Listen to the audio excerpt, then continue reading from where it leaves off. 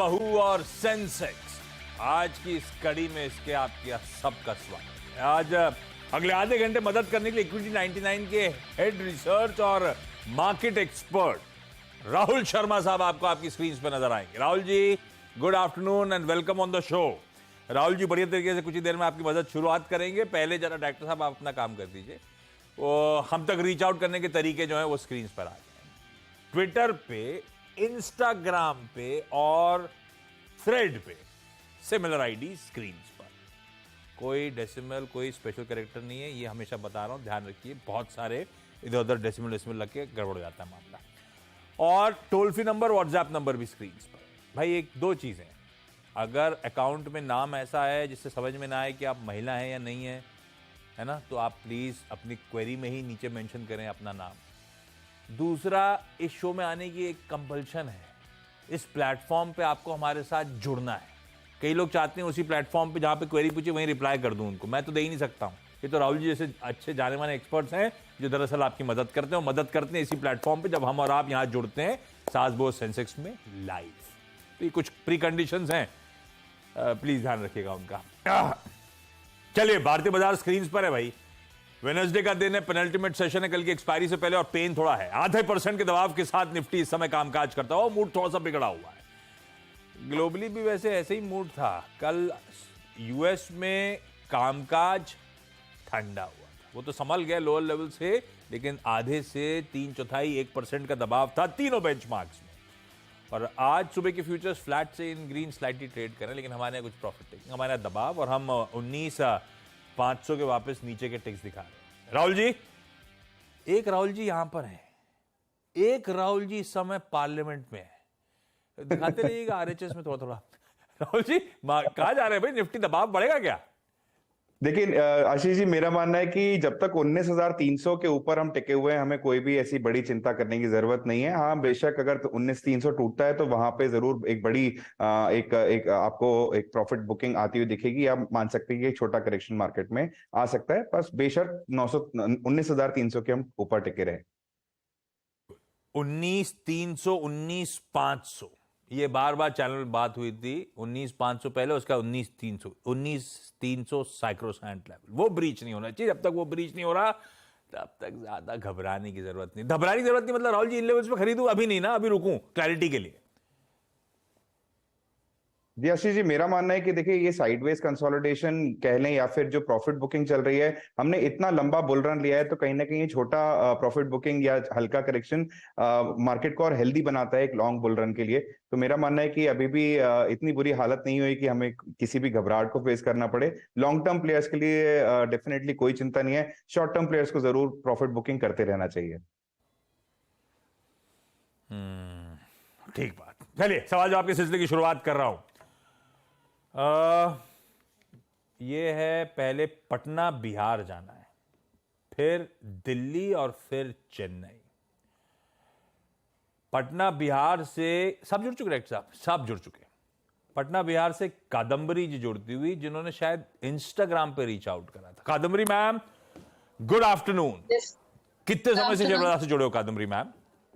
Last year मैं सितंबर से मैंने ज्वाइन किया है share market. Almost a year, है ना?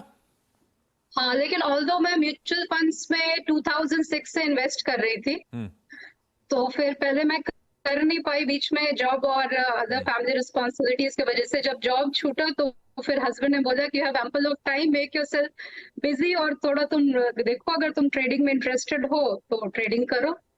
तो उस तरह से मेरी जर्नी स्टार्ट हुई। तो फ्री थे इसीलिए, अदरवाइज मुझे लगा ऐसा नहीं कि फंड मैनेजर की परफॉर्मेंस से खुश नहीं थे, बोला खुद ही कर लूंगी मैं, ऐसा तो नहीं था, है ना? वो अलग चल रहा है म्यूचुअल फंड, और आप एडिशनली खुद भी अब एक्टिवली स्टॉक मार्केट में ट्रैक कर रहे हो और ट्रेड कर रहे हो। यस सर, ट्रेड कर रहे हो मतलब ये लंबी अवधि के लिए, या ट्रेडिंग एक्चुअली छोटी अवधि मोमेंटम प्ले कर रहे हो? सब कर रहे हो, और दोनों ही कर रही हूँ। और अपने आप खुद डिसाइड कर रहे हो अपने स्टॉक्स?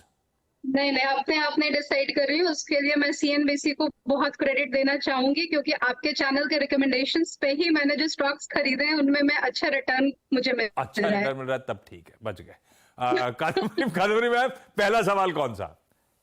सर मेरे पास ना टीटागढ़ रेल सिस्टम्स के 20 शेयर्स हैं 482 के रेट से, और अभी तो शेयर्स थोड़ा आगे, ये शेयर आगे बढ़ गया है, तो मुझे अभी समझ नहीं आ रहा, मैं इसको लॉन्ग टाइम के लिए होल्ड करना चाह रही हूँ, तो मैं इसमें किस रेट पे और ऐड करूँ? अच्छा सवाल है। विनिंग ट्रेड को ऐड करना, हम आमतौर पर रिटेल जहाँ नुकसान हो जाता है उसमें और भरते रहते हैं। ये परफेक्ट आइडिया है विनिंग ट्रेड्स को, पर ये आगे भी चलेगा नहीं चलेगा, पहले राहुल जी से जान लिया जाए। राहुल जी, टीटागढ़ वैगन्स जो अब टीटागढ़ रेल सिस्टम्स हुआ है, over a period of time इसने ब्यूटीफुली फंडामेंटली अपने बिजनेस को बदला, रीजिक करा, अपने थ्रस्ट एरियाज को बदला, सेले सिर्फ वेगन मैन्युफैक्चरिंग, अब तो ना जाने क्या क्या, और बाजार उसे ड्यूली रिवॉर्ड कर रहा है। कैसा लग रहा है सेटअप? ये अच्छे गेन्स पे ऑलरेडी है और जानना चाहती है, और बेचने का मूड नहीं है और ऐड करने का मूड है, करूं कि नहीं करूं और कहां करूं अगर करना है तो? जी बिल्कुल आशीष जी, आपका कहना बिल्कुल ठीक है। बहुत ही बेहतरीन प्रदर्शन दिखाया है और आने वाली जो समय है वो भी काफी इसके लिए काफी ब्राइट लगता है। चार्ट स्ट्रक्चर भी टेक्निकल बेसिस पे बहुत ही शानदार है। एक बड़े बुल रन के बाद में स्टॉक हल्के से कंसोलिडेशन मोड में गया है। इस कंसोलिडेशन का जो ब्रेकडाउन है ऑन द डाउन साइड वो 600 रुपए के आसपास बैठता है। और मैडम का नजरिया क्योंकि लॉन्ग टर्म का है, तो मुझे लगता है कि जो भी गिरावट आपको 600 के लेवल्स तक आती हुई दिखे, वहां पे आप अगर आपको ऐड करना है तो आप वहां पे जरूर ऐड कर सकते हैं। और 600 रुपए के ट्रेलिंग स्टॉप लॉस के साथ में आप इसमें बने रहें। जैसे जैसे स्टॉक ऊपर जाए आप अपना ट्रेलिंग स्टॉप लॉस ऊपर कर सकते हैं। मुझे लगता है ऑन द इमीडिएट बेसिस 700 से 750 तक जाने का इसमें पोटेंशियल है, तो बिल्कुल इस स्टॉक के अंदर बने रहें। बने रहिए मैम इस और ऐड करना है फर्दर? सर अगर ऐड करना है तो जो भी डिक्लाइंस आपको टुवर्ड 600 लेवल्स दिखते हैं वहां पे आप ऐड कर सकते हैं। परफेक्ट भाई, अभी नहीं, कादम्बरी मैम गिरावट आती है 600 के आसपास की जोन्स पे फर्दर ऐड करिए और इस पे तो बने रहिए। जो पोजीशंस आपकी हैं वो तो आप खुद ही चाहती हैं बने रहें, तो कोई दिक्कत ही नहीं। दिल्ली से पल्लवी जैन स्क्रीन पे। Pallavi ma'am hi, good afternoon. Good afternoon sir. Ma'am पहली क्वेरी ज्यादा इंपॉर्टेंट वाली कौन सी? Sir Tata Chemical 150 shares 1095 price पे। ये लंबी अवधि के लिए लिया पल्लवी मैम या ट्रेडिंग वेडिंग का मन था? इन्वेस्टमेंट के हिसाब से लिया। और इन्वेस्टमेंट मतलब लंबी अवधि को कैसे क्लासिफाई करोगे? कितना समय देना चाहोगे स्टॉक को और कितना समय हो गया लिए हुए? 6 मंथ्स हो चुके हैं। हाँ 2 to 3 years होल्ड कर सकती हूँ। भाई, बढ़िया पेडिग्री है, कंपनी भी ठीक ही है, बस मेरी बाइंग से 100 रुपये नीचे चल रहा है। राहुल जी लंबी अवधि के लिए लिया हुआ है, क्या करना है? रखूं नहीं रखूं, कैसा लग रहा है इसका फॉर्मेशन? आशीष जी, पल्लवी जी को बोलना चाहूंगा बहुत ही अच्छा स्टॉक सिलेक्शन है और बेहतरीन स्टॉक कैटेगरी है। मुझे लगता है ये जो कंसोलिडेशन अभी हाल फिलहाल में चल रही है उसके चलते 940 रुपए के स्टॉप लॉस के साथ में आप इसको जरूर होल्ड करें। मुझे लगता है ऊपर के स्तर जैसी 1070 के पार होते हुए दिखेंगे ऑन द क्लोजिंग बेसिस, एक कंसोलिडेशन जो चल रही है उसका ब्रेकआउट दिखेगा और वहां से स्टॉक करीबन 1200 तक के लेवल्स दिखा सकता है। तो यहाँ से काफी अच्छा पोटेंशियल रखता है, बिल्कुल स्टॉक में बने रहें। बने रहे मैम, कंसोलिडेशन हो रहा है, कोई घबराने की जरूरत नहीं। आपने अच्छा स्टॉक चुना है लंबी अवधि के लिहाज से, ये तो होल्ड हो गया। मैं अगली क्वेरी इसके लिए पल्लवी में लौट के आता हूं। पहले जा रहा हूं चेन्नई, जहां पे विजया मैम आपको आपकी स्क्रीन पर नजर आएंगी। विजया मैम नमस्ते। Hi ma'am. नमस्ते। ये मैंने सुना है कल, अच्छा कल राहुल जी पता है आपको रजनीकांत की 169th मूवी रिलीज होने जा रही है, जेलर। वहां पे सुना है छुट्टी उट्टी दे दी गई है ऑफिसेज में, बेंगलुरु में और चेन्नई में, दोनों में। ऐसा हो रहा है क्या विजया मैम? हाँ सर, पढ़ा तो है सर। हाँ छुट्टी चल रही है भैया लोगों की, ये सही है। साउथ में छुट्टी दी है और कई सारी कंपनीज खुद टिकट्स भी प्रोवाइड कर रही हैं, गजब है। विजया मैम आपकी आज की क्वेरी कौन सी है? सर मेरे पास पीएनबी के शेयर है, 150 शेयर है 57 के रेट पे, और दूसरा शेयर है IRFC। पहले एक करता हूं फिर लौट के आऊंगा। पीएनबी के 150 शेयर 58 पे, ये विजया मैम ट्रेडिंग वाले के लिए लिया था या रखा था लंबी अवधि के लिए? क्या लॉजिक है? ये लंबी अवधि के लिए। और पीएनबी क्यों चुना था सारे सरकारी बैंक्स में? सरकारी बैंक्स में। सर पीएनबी क्यों इसका चुना? मार्केट सर न्यूज में पढ़ा था कुछ, अच्छा लगा था। ठीक है अच्छा जो भी लगा लॉजिक है था। अच्छा लगा था। नहीं, और मैं तारीफ भी सुन रहा हूँ, कई सारे फंडामेंटल एनालिस्ट आजकल पीएनबी की बातचीत करने लगे हैं और लिया हुआ लंबी अवधि के लिए। राहुल जी लंबी अवधि के लिए पीएनबी ले लिए, अब देखते हैं समीकरण कैसे बैठते हैं सरकारी बैंक्स के। कई लोग कह रहे हैं, सबसे बड़ा सवाल ये रह गया है कि साइकिल टर्न होने का समय कब आएगा, अभी तो नहीं दिख रहा। पीएनबी रख लूं क्या? जी आशीष जी, मेरा मानना है बिल्कुल रखना चाहिए। पीएनबी ने बहुत अच्छे प्रदर्शन दिखाए हैं और चार्ट स्ट्रक्चर टेक्निकल बेसिस पे काफी मजबूत है। ₹55 का एक छोटा स्टॉप लॉस बना के चलें। और अपसाइड मुझे बहुत अच्छा पोटेंशियल दिखता है, जहां स्टॉक करीबन जैसे ही ₹64 को पार करेगा तो वहां से ₹70 तक के लेवल्स दिखा सकता है। तो सिलेक्शन अच्छा है और नजरिया भी ठीक है। मुझे लगता है कि इनको डेफिनेटली पीएनबी आगे कैरी करना चाहिए। विजय मैम, आप जेलर देखने नहीं जा रहे क्या? आप एक्साइटेड नहीं दिख रहे। नहीं नहीं देखेंगे, अभी आउट ऑफ स्टेशन से आए हो तो थोड़ा अच्छा, रेस्ट लेके जाओगे। रेस्ट लेके जाएंगे। हम लोग शायद आशीष जी तीसरी या चौथी बार मिल रहे हैं। लो, बताया ही नहीं आपने। आप कादम्बरी मैम, अगला सवाल टीटागढ़ के बाद।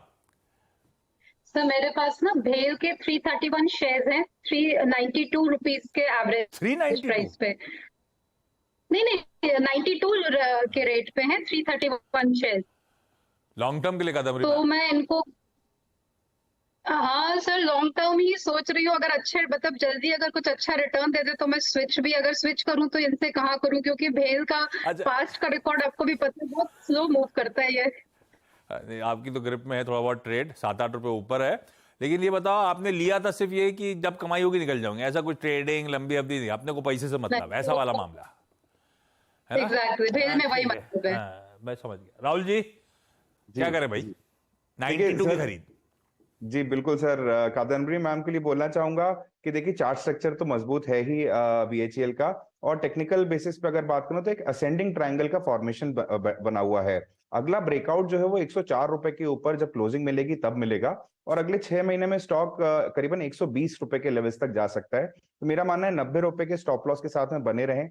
और उसके अलावा जो मैम ने एक और चीज पूछी कि कहीं और भी स्विच कर सकते हैं, तो स्विच की बजाय एक इन्वेस्टमेंट आइडिया है, अगर आप आशीष जी अलाउ करें तो मैं डेफिनेटली वो बोलना चाहूंगा। इन्वेस्टमेंट आइडियाज का बताएं। जी देखिए आशीष जी, थोड़ा सा अनकॉमन नेम है, बट एक कंपनी है bed leasing and finance company limited, जो कि ₹40 के आसपास ट्रेड कर रही है। बेड फिनसर्व के नाम से जानी जाती है। स्टॉक बहुत ही जो कंपनी है वो बहुत ही बढ़िया एनबीएफसी है, व्हीकल फाइनेंसिंग का काम करते हैं, लोन अगेंस्ट प्रॉपर्टी के अंदर। और कंपनी ने अभी हाल ही में जो Q1 के जो रिजल्ट्स दिए हैं वो बहुत ही बेहतरीन प्रदर्शन वहां दिखाया है। Revenue year on year basis पे करीबन 42% ग्रो किया है, एबिटा करीबन 71% ग्रो किया है, जो प्रॉफिट आफ्टर टैक्स है वो भी करीबन 130%, मतलब डबल से भी ज्यादा वहां पे प्रदर्शन दिखाई गई है। और टेक्निकल बेसिस पे अगर बात करूं तो स्टॉक अभी काफी लो ट्रेड कर रहा है, जो कि यहाँ पे एक अच्छी अपॉर्चुनिटी देता है हमें डिक्लाइंस पे ऐड करने के लिए। टेक्निकली जो फॉर्मेशन बैठ रहा है वो एक राउंडिंग बॉटम का बैठ रहा है। डेली चार्ट्स पे जैसे ही ये स्टॉक ₹45 के ऊपर क्लोजिंग देगा, मुझे लगता है वहां से करीबन 50 से ₹55 की चाल दिखा सकता है। तो बेड फिनसर्व में खरीदारी की राय रहेगी। स्टॉप लॉस बनाना होगा 36 का, और टारगेट लेवल रहेंगे first target 50, second target 55। Bed leasing, ये सिर्फ बीएसई पे लिस्टेड है शायद, रखिए इसको रडार पे। ये राहुल जी की एक इन्वेस्टमेंट कॉल आपकी स्क्रीन पे। ठीक है पल्लवी मैम, अगला सवाल टाटा केमिकल्स के बाद। सर वेदांता 1000 शेयर्स है 303 की खरीद पे। और लॉन्ग टर्म के लिए लिया। अपन की मुलाकात हो चुकी है पल्लवी मैम? Yes sir. अपन पहले मिल चुके हैं क्या? हाँ 2-3 बार मिल चुके हैं। देखा, याद आ रहा था मुझे। पल्लवी मैम, ये लॉन्ग टर्म के लिए लिया था, ट्रेडिंग वेडिंग के लिए लिया था? हाँ लॉन्ग टर्म। तो लॉन्ग डिविडेंड टर्म कितना समय हो गया लिए हुए? 3-4 months। तो अभी लास्ट वाला डिविडेंड आया होगा आपके पास, है ना? ये आएगा। ठीक है Yes, sir। भाई। राहुल जी क्या करा जाए वेदांता में? कमोडिटीज कैसी लग रही हैं, मेटल्स कैसे लग रहे हैं? और वेदांता तो खैर बहुत सारी कमोडिटीज का समावेश है, क्या करूं इसमें? जी बिल्कुल आशीष जी, और पर हाल ही में जो इन्होंने नंबर्स पेश किए थे वो थोड़े से मार्केट को पसंद नहीं आया और उसको अप्रिशिएट नहीं किया गया। मेरा मानना है कि जिस तरीके की पेडिग्री है और जिस तरह की कंपनी है, बहुत ही बढ़िया है, अच्छी डिविडेंड पेइंग कंपनी है। अभी हाल फिलहाल में जरूर हमें एक छोटा करेक्शन देखने को मिला, और ये मौका है आपको ऐड करने के लिए। देखिए आप अपनी पोजीशन को मैम आप 2 हिस्सों में ऐड करिए। एक तो करंट मौजूदा लेवल्स पे जो कि 240 के आसपास है, और एक दूसरा लेवल ₹220 का, जो अगर आपको डिक्लाइन से मिले तो वहां पे भी आप एक अपनी एवरेजिंग करें। ₹200 पे एक बहुत बड़ा सपोर्ट है वेदांता के अंदर, मुझे नहीं लगता कि वो ब्रेक होगा, और आने वाले दिनों में आपको जो सपोर्ट लेवल्स है वहां से अच्छा बाउंस देखने को मिल सकता है। तो एक लंबी अवधि का नजरिया बनाइए है वेदांता के अंदर, और मुझे लगता है कि आपको आने वाले समय में अगर आप अच्छे पेशेंस से होल्ड कर सकते हैं तो 375 से लेकर ₹400 के लेवल्स आपको वेदांता में आते हुए दिखेंगे। बेशक आपको लॉन्ग टर्म थोड़ा पेशेंस के साथ में बना रहना होगा। 200 के नीचे नहीं जाए तो ये अगर यहां से 240 पे है राहुल जी, और गिरे इस 200 से 240 के बीच में कहीं एक्यूमुलेट करूं क्या? क्योंकि मेरी खरीद तो 300 के ऊपर की है, पहला ट्रांच। जी बिल्कुल आशीष जी, इसलिए मैं इनको एवरेजिंग की सलाह दे रहा हूँ Okay, कि दो perfect, दो मैं पार्ट समझ में गया। एवरेजिंग करें। एक पार्ट अभी और एक जब 220 के आसपास वाह। अगर डिक्लाइन चले तो वहां पे। वो मैं मिस कर गया सुनना। ठीक जी, है, विजय मैम, अगला सवाल। सर मेरे पास IRFC के 200 शेयर है 50 रुपए के रेट से। इसमें मैं क्या और ऐड कर सकती हूँ? और इसका डिविडेंड भी ये 3.09 देता है, मार्केट भी इसका अच्छा है और शेयर होल्डिंग भी ठीक ठीक ठाक है, तो क्या इसमें ऐड कर सकती हूँ सर मैं? सब पढ़ रखा है उन्होंने। आप उसके बाद बताइए राहुल जी, IRFC निकालने का मन नहीं है और ऐड करने का मन है, करे कि नहीं करे? जी आशीष जी, वैसे तो कर सकते हैं, बट मैं मैम को एक सलाह देना चाहूंगा कि देखिए स्टॉक ने रिसेंटली बहुत ही शानदार प्रदर्शन दिखाया है, जहां इन्होंने बहुत ही कम समय में 33 रुपीज से 52 रुपीज की चाल बनाई है और ये ड्यूरेशन बहुत ही कम रहा है, तो इसलिए यहाँ पे प्रॉफिट बुकिंग आपको आती हुई दिख रही है। अभी हाल फिलहाल में स्टॉक इनकी बाइंग रेंज के बिल्कुल पास में है, तो मेरा मानना है कि किसी भी उछाल में आप एक बार इसमें से एग्जिट लें और जब दोबारा ये स्टॉक आपको 35 से 40 रुपए के आसपास दिखे, वहां पे अपनी पोजीशन ऐड करेंगे तो आपको लंबी अवधि में या छोटी अवधि में आपको काफी अच्छा मुनाफा हो सकता है, क्योंकि अभी हाल फिलहाल एकदम बड़ी जंप मारी है, तो वहां से एक प्रॉफिट बुकिंग जरूर IRFC के अंदर आ सकती है। तगड़ी तेजी बनाई है इसने, गजब के मूव्स एंजॉय करें। पल्लवी मैम, अगला सवाल।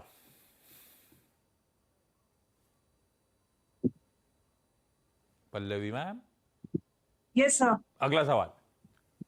सर 2 शेयर्स ही हैं मेरे पास अभी। बस तो सबके हो गए मेरे ख्याल से आज क्वेरी सॉल्व। गजब। चलिए इस नोट पर कादम्बरी मैम। कादम्बरी मैम, आपने सर हटाया मैंने क्या? भाई, आपने 2 ही भेजे थे। नहीं, अच्छा, तीसरा कौन सा? अभी आपने ऑप्शन दिया तो पूछ लेती हूँ। हाँ। मेरे पास मैज़ागॉन डॉक का शेयर है 1036 के एवरेज पे, हम्म। तो और अभी शेयर तो काफी बढ़ गया, तो अभी मैं उसमें किस रेट पे और ऐड करूं? 1086 पे खरीदा हुआ। 036। अरे वाह राहुल जी, भाई मजगांव डॉग लिया हुआ 800 रुपए नीट मुनाफा ऑलमोस्ट, और फर्दर ऐड करने का पहले तो ये चार्ट्स पे कैसा लग रहा है? मुनाफा बांधने का समय या और ऐड करने का कहीं मौका है? क्या करूं इसमें? देखिए आशीष जी, मेरा मानना है कि जब इतना बड़ा मुनाफा हुआ है तो उसको जरूर एक ट्रेलिंग स्टॉप लॉस के साथ में ट्रेड करना चाहिए। 1750 का मैडम आप ट्रेलिंग स्टॉप लॉस रखिए, और अगर स्टॉक यहाँ से और अच्छी चाल दिखाता है तो आप उसमें बेहतरीन तरीके से बने रहें। बहुत ही मजबूत कंपनी है, और जिस तरीके से डेवलपमेंट हो रहे हैं और जो हमारी गवर्नमेंट भी फोकस कर रही है डिफेंस और इस क्षेत्र के अंदर, वहां पे मजगांव डॉग जैसे शेयर आपको आगे आने वाले दिनों में भी बहुत अच्छी प्रदर्शन दिखा सकते हैं। बट जरूर, क्योंकि इतना बड़ा प्रॉफिट हुआ है तो हम उसको जाने नहीं देंगे, तो 1750 के ट्रेलिंग स्टॉप लॉस के साथ में आप मजगांव डॉक में बने रहें। इस नोट पर अब खत्म कर रहा हूं show. Kadambari ma'am, Pallavi ma'am, Vijaya ma'am, thank you so much जुड़ने के लिए। विजया मैम, जब देख लें मूवी तो बताइएगा, आपको रिव्यू के लिए बुला लेंगे। राहुल जी, आपका भी धन्यवाद। आपने गांधी साहब की स्वीट स्पीच छोड़ के हमारे शो में शिरकत करे आए। Thank you so much. Quickly छोटा सा ब्रेक के उस पार। निफ्टी 3/4% का दबाव, लेकिन ब्रेथ ठीक है, मिड कैप फ्लैटिश है और ब्रेथ 1-for-1 का रेशियो इवनली पॉइज्ड काफी देर से। तो टसल है, लेकिन अभी कुछ ज्यादा समीकरण बिगड़े नहीं है। देखते हैं मार्केट्स कैसा पैन आउट होता है। आज पेनल्टीमेट सेशन में आमतौर पे आखिरी में जाते जाते कुछ बढ़िया मूव्स आते हैं। एक्सपायरी और क्रेडिट पॉलिसी दोनों की तैयारी करनी है आज हमें सेकेंड हाफ। लेकिन आज के शो सास बहू और सेंसेक्स में इतना ही। कल फिर मुलाकात इसी समय।